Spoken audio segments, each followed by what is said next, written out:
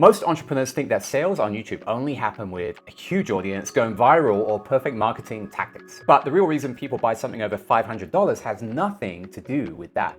In fact, many people have got sales with less than 100 subscribers. It's actually about human psychology, is there is only a handful of things you actually need. And more importantly, there's a list of things that obviously we must avoid. In this video, I'm going to be breaking down 5 of my real stories of online products that I actually bought for thousands and the psychology of why I bought them, so that you can use the same strategy even with a small audience. I'm Dave. I've built sales funnels for years. And once you see these patterns, you'll never be able to look at sales the same way again. So did you ever buy an expensive online course and wonder why and how you bought it? Okay, so first let's think of your YouTube channel, whether you're big or small, it doesn't really matter. And then there's your landing page, and then people buying things. These are the 3 factors that we call a funnel. And for every single one of these, there are psychological sales triggers that hook people into buying. And we'll fill this out throughout the video to know exactly what triggers to apply in this funnel and where. Funnily enough, most of them happen in one place, and 2 or 3 of them come up a lot, as you'll find out, because I'm going to go through 5 real stories when I bought stuff. I'm going to break it all down and put the key points into this funnel. You can grab a copy of all of the key points we're going to talk about in the sales cheat sheet. Throw a comment, help me out in the algorithm, cheat sheet in the comments, and I will send you the link. So I bought a $2,000 course from a guy, funnily enough, to create a course, which is pretty classic. Not because of a fancy ad, which he did have, or he had a really nice webinar, explained things really well, but I bought it because of 3 specific psychological levers got pulled. And I didn't even realize it at the time, but I kept seeing this course creator everywhere on multiple platforms, definitely on YouTube ads, on Facebook, on Instagram. And honestly, I kind of thought he was a little bit cheesy and salesy. I'll get to that. But he made the process look super easy and clear, and the numbers sounded really, really simple. So he said if you sell just 2 of your own courses, then you're going to make your money back from buying this program. So putting this into our funnel, number 1 here is, key 1 is a crystal clear return on investment of why should I buy this course? What am I going to get back? And it's very easy to understand. I was already close to buying, as it was actually exactly what I wanted.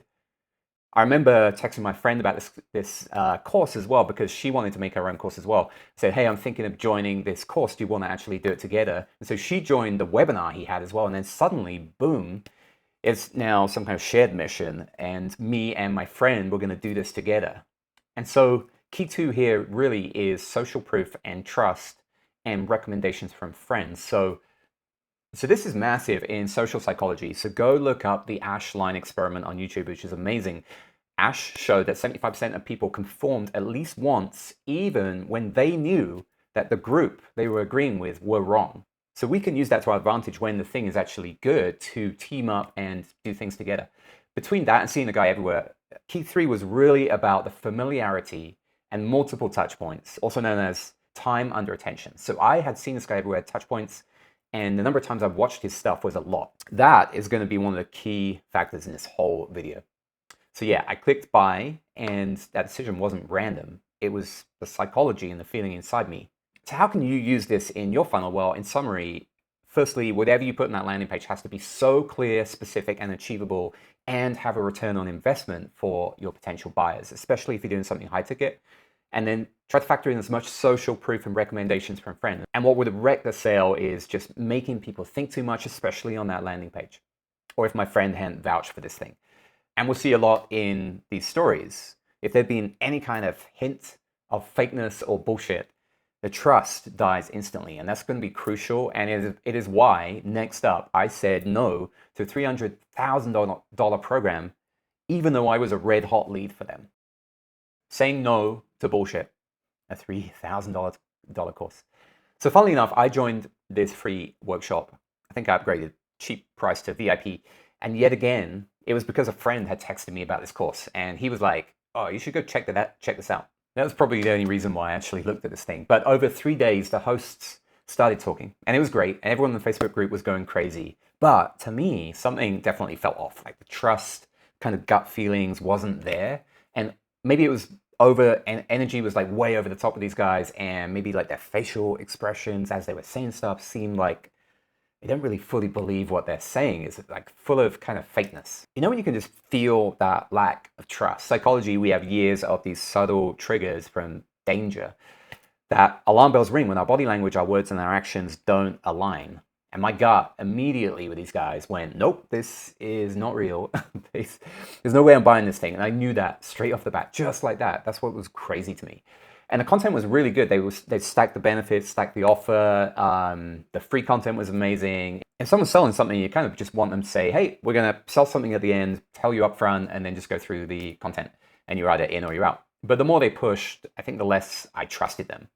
It was hard selling, there was countdown timers, there was stuff like this will never ever be offered again. The pressure got full on, and I hate that bullshit. I remember them sending an email at the end of the program.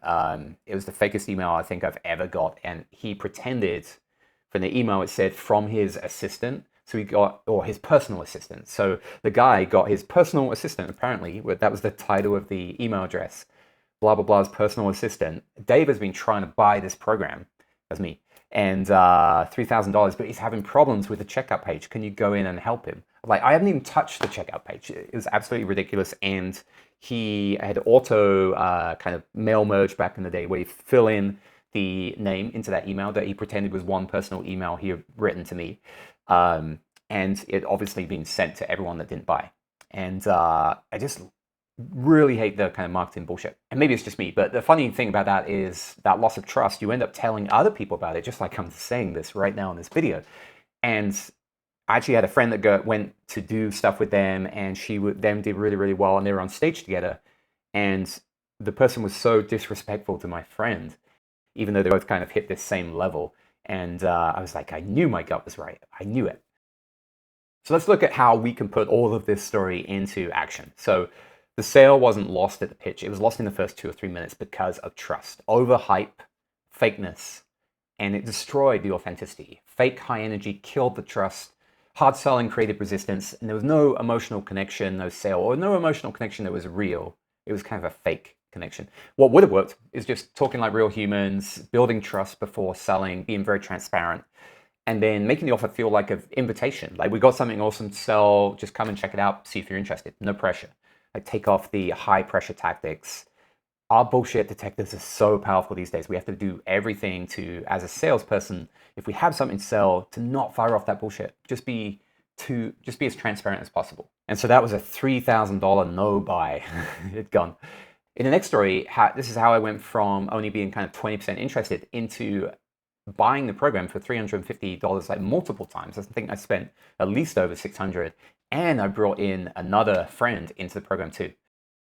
Did you ever sit on the fence? You kind of wanted to buy something, but you didn't, and you just needed something to kind of push you over the edge, some kind of leap of faith? Well, this is one of those stories, and it shows exactly how powerful the real human connection in the world of AI, human connection, social psychology is everything. And it's also a message to all of us to sell something high ticket. AI or faceless channels are not going to cut it. So I spent 9 months or so on X, Twitter, and I kept seeing this guy called Talon around on Twitter, and he wasn't really in a salesy way. He wasn't spamming. He's like showing up on all the people I was following, like Danco. He was showing up on Spaces, which are like live audios, but he was actually talking like a real human. He was pretty cool. I kind of felt like he was a little salesman-y kind of thing.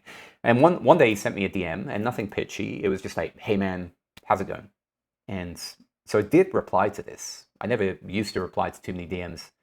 After months, you get tons of these on Twitter, so I didn't reply. But in the early days, there was no pressure, no agenda, so I just did a brief chat. And he didn't ask for anything. The DM thread just kind of stopped, and that was it. And I kind of liked that because I was like, he must be selling something, but I'm not sure, but he's chill. Key number one here is the authentic, casual connection, which builds trust and likability. So even with that, I wasn't fully sold, and he was selling a writing program, which is actually something I really wanted at the time. I wasn't sold mainly because I wasn't sure if I quite trusted him yet, or maybe I wasn't sure if the course was any good.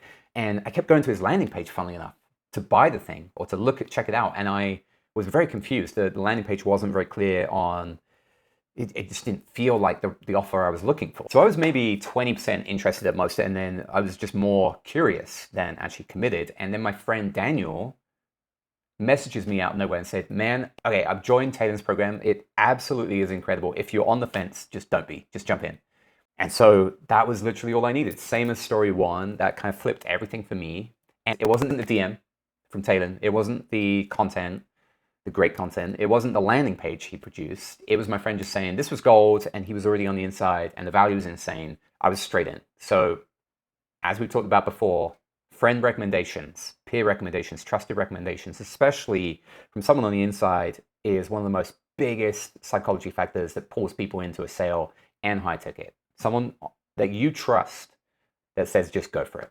So here's the wild part is I already had visited that landing page 3 or 4 times, but I never bought it because I wasn't warmed up enough yet. I didn't have that trust yet. There wasn't and it wasn't crystal clear as we talked about in story 1. But between that casual DM and friend recommendations, and then I was seeing Talon pop up everywhere, my trust meter was going up and up and up and up to help that sale. And so key 3 yet again is touch points and number of watches if it's YouTube. So time under attention, the amount of times we see a person builds that trust and pulls us if we like them and we trust them and their content is highly valuable, then it pulls us towards potentially a high ticket sale. So I bought it, and one of the best things I've ever bought. So not because of a landing page, FOMO, or countdown timers, not because of bonus stacking or testimonial, tons of testimonials on the page or fancy hooks or even the title. I bought because of trust and recommendation. I bought in the most human way possible. Human connection. But here's what's cool here is off the back of me going in there, I renewed 2 times. I probably spent actually about 800 plus. And I referred a friend to come in too. So I'll go off tangent because this is one of the best stories ever.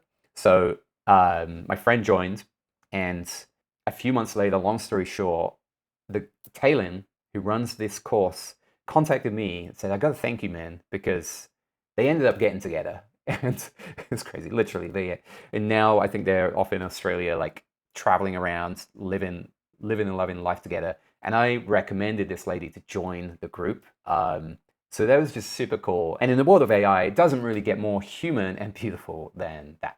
Okay, so don't forget, you can get all of these triggers and design your funnel using the sales cheat sheet. So to help me again with the algorithm to boost this brand new channel, if you can throw cheat sheet in the comments, then I will send you the link to that. Not only is there the cheat sheet, but there's a whole bunch of like free custom GPTs that can help you get leads and sales for your YouTube channel. All right, the next story is low ticket products, and especially ads to low ticket offers where you should be so careful not throwing all your money down the drain. So I built tons of $17 Instagram products, and not a single one for me ever turned into a high ticket purchase. Most of them were probably from random ads, and some of those mini products actually had insane value. So why didn't I buy anything from those guys? And there's a simple reason why, and it had everything to do with how our human brain processes value, trust, and risk. So here's what happened every time I bought one of those low ticket offers. I would see the ad 2 or 3 times on Instagram, and I wasn't really that interested, but the value stack looked huge for $17. So I thought, well, it's basically a throwaway, why not? I was probably in bed like after some wine and be like, yeah, I'll buy that thing, whatever. So not once did I buy anything bigger afterwards. And so I was thinking about this because none of these small purchases actually ever built a relationship. I didn't care or know who the creator was. I had zero connection to them, especially if it came from an ad. I definitely didn't trust them because I didn't know them. We have to know people to trust them. And low risk purchases create low commitment. Our bullshit detectors are basically on full alert when we see ads. I think we all feel this. A giant bundle of templates or PDFs doesn't create any loyalty. There's no emotional connection, which means there is no path to high ticket unless you can follow up with that time under attention that we talked about, the multiple touch points. And here's the real reason none of these products converted for me. So I never saw any of these creators in long form content. Otherwise, the relationship would have warmed up. They never talked to me, never showed their face, never opened up, never built warmth. There was no jokes, mistakes, or quirkiness, as we'll see in story 5 is huge. There was nothing for me to connect to. And so we need this to buy high ticket things. Problem is a lot of low ticket products create cheap customers and no long-term value.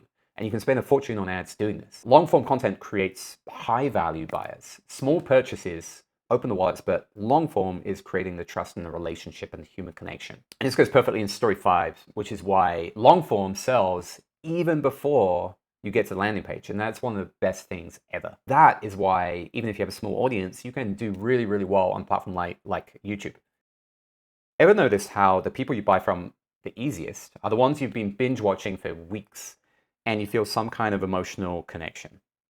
So what if we can actually create a strategy to push binge watching and create this connection really fast? So by the time you get to the landing page, really all you have to do is book a call. When I think back to the creators that I actually did buy from and high ticket stuff like Ed Lawrence, Dan Coe, Nate from YouTube Channel Makers, the pattern is obvious. I did not buy because of the funnel or the landing page. I did not buy because of the title or the pitch. I bought because I binge watched them and the content was super clear and it made complete sense to me. I liked them, they stood out, and the trust was there. Hours of content, video after video, long form breakdowns. There's even like honest stories, actual personality, quirks, silliness, mistakes, spelling mistakes on slides, all this humor. And AI can't compete with that. Somewhere during that time, something really subtle happened, I think in my psychology, that I started to build this trust. I started to feel like I knew them and the connection built. By the time you actually get to the landing page, it didn't even have to be that good. It just had to be what I needed. I was already sold. If the landing page was clear and simple, then I was already going to be in on that sale. The long form relationship was already built from the YouTube channel and the multiple videos, the binge watching. So it's what they describe, as we've talked about, time under attention yet again is absolutely crucial here. And Google have talked about this many times on multiple platforms. So then we can very easily turn viewers into fans or buyers surprisingly quickly, or at least on your email list. So entrepreneurs spend a lot of time creating crazy long landing pages and complex funnels and overanalyzing everything, getting overwhelmed and exhausted trying to do everything. But 90% of the work is just at the start on your YouTube channel. You want to focus on creating really high value content for people, giving away as much free stuff as possible as fast as you can speak, and encouraging people to watch videos over and over again. So making sure at the end of the video, there's always another one to watch so you can funnel people towards something like a deep dive video. No ad can really compete with YouTube long form organic content. No urgency timer or the doors are closing kind of thing can compete. So it's good to know at the start that this following stuff doesn't matter. Funnels, complex funnels don't matter. High production videos here don't matter. Over editing doesn't matter. Fancy landing pages, scarcity tricks and countdown timers are just going to set off our bullshit detectors and push against the sale. Truth is this. So in summary, if we took our whole funnel that we talked about at the beginning of this video, it seems pretty obvious that we need to put all of our attention as a small channel to master the YouTube channel, long form content. We need to focus on this part of the funnel. So the rest of the funnel becomes way easier because we've already created the hot buyer by the time they get to the landing page. And another massive one is the alignment of what your YouTube content talks about has to be perfectly aligned to what your offer is going to be on the landing page. Otherwise, you'll end up building an audience all over the place, and then it'd be very hard to channel them to the right landing page and the right offer. So it can take time, it can take time to build up your views. It can also explode really fast with one video, but there's definitely a strategy to warm up your audience and leads up fast. Great to know there definitely is a strategy around this. I think Ed Lawrence has talked about the binge watching being absolutely massive, applying call to actions to your landing page at the start of your video, in the middle of the video, and at the end of the video, and then finally ending with go watch this video next. And the really cool thing is this strategy will work with a small audience. I know many people that just with very small channels have been able to make high ticket sales. So if you focus on structuring your YouTube channel as a business funnel and then put the emphasis on all of the psychological triggers, the human elements that we talked about in this video, building the relationship, especially at that first stage, your YouTube long form content, then the rest of your funnel will kind of take care of itself and something that you can just optimize later. People don't buy because of tactics. People buy because they trust you. And even better, someone they trust recommends it. I made a cheat sheet of all the elements here and the tips that you can grab. So just help me out with the algorithm and comment cheat sheet below in the comments. Okay, if you want a deep dive into how to turn your channel into a leads and sales machine, I made this full long deep dive with everything step by step with a free GPT tool to help you out. So go watch this next.